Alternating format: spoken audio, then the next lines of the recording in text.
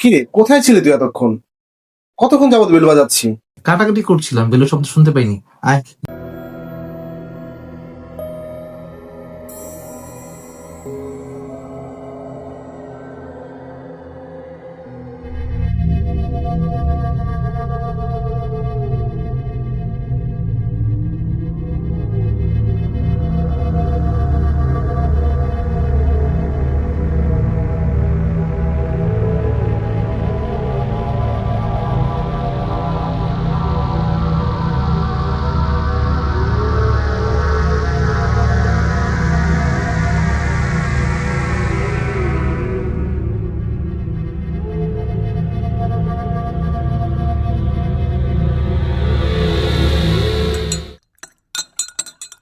আয় বস।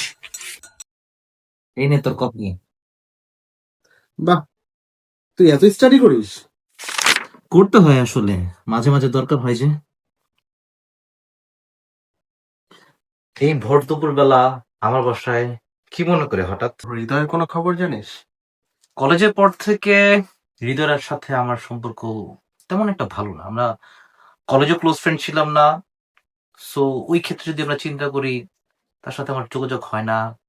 ধর সপ্তাহে একবার বা ম্যাক্সিমাম মাসে 2-3 বার একটু কথাবার্তা হয়, এছাড়া আমার সাথে এরকম যোগাযোগ নেই। আসলে ওকে বেশ কিছুদিন যাবত খুঁজে পাওয়া যাচ্ছে না। ওর অভ্যাস ছিল আগে না বলে ট্যুরে চলে যাওয়ার, বাট এই যাত্রায় কোনো রকম টাচেই নেই আমাদের। সাকিব, জানিস জীবন চোরাবালির মতো, তুই যতই আগাতে চেষ্টা করবি ততই তুলে যাবে। তাই বলি কি, যে হারিয়ে গিয়েছে থাকতে না তাকে, কি দরকার বিরক্ত করার?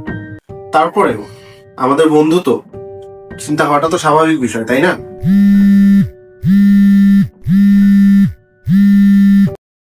হ্যালো, জি বলুন।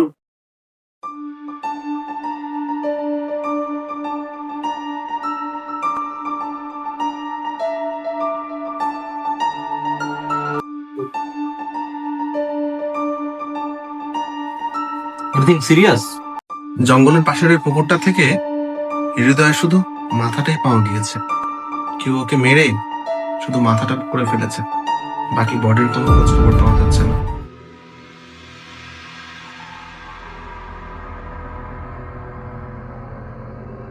কিন্তু ওকে এমন জঘন্যভাবে খুনটা করলো কি?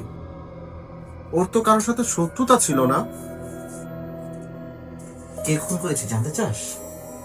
শোন তাহলে, একদিন এরকম ভোর দুপুর বেলা তোর মতো ও এসেছিল আমার বাসায় আমার সাথে দেখা করতে।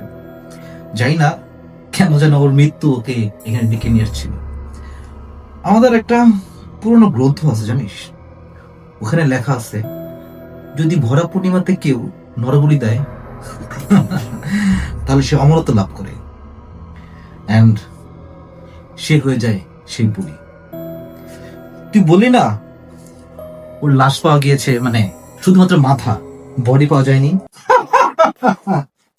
বডি কোথায় জানিস? এখানে। এর মানে তুই হৃদয়কে খুন করেছিস? আমি আমি এক্ষুনি যাবো থানায়, হাওয়াইকে বলে দিব। থানায় যাবা? থানায় তোমার যাওয়া হবে না, কারণ নেক্সট শিকার তুমি। তুমি বাবা খুব শীঘ্রই না, এক্ষুনি ঘুমে যাও।